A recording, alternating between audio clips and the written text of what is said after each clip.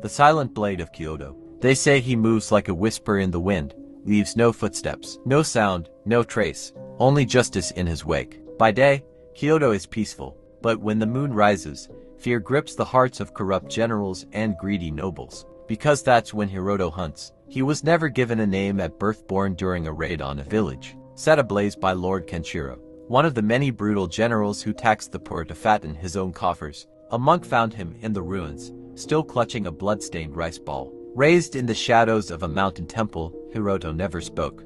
Not once, but he listened. He trained in silence, learning the way of the blade, the art of invisibility, the secrets of pressure points and poisons. At age 17, he vanished, and Kyoto began to bleed. One by one, the worst of the warlords fell. Not in open combat.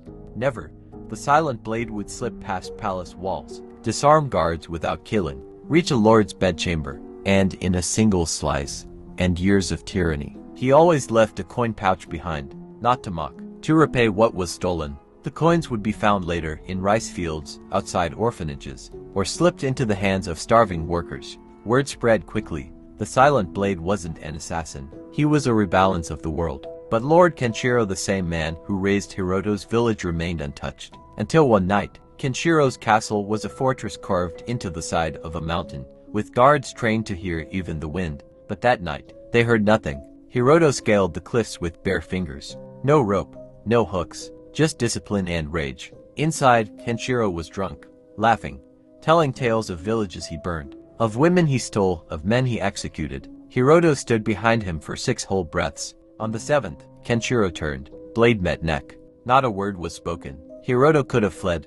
but he didn't. He walked into the great hall, where the guards were already waiting. 100 blades against one. He raised his hands, dropped his sword, and disappeared in a puff of smoke. They found only a scroll. It read, "You build empires on broken backs. I break empires to free the backs. I am no hero. I am balance." That was 10 years ago. They never caught him, but sometimes, when a greedy lord rises, and the peasants begin to starve again, a quiet wind sweeps through the palace, a flicker of black cloth in the rafters, and another tyrant falls. They say the silent blade is still out there, and Kyoto sleeps a little safer.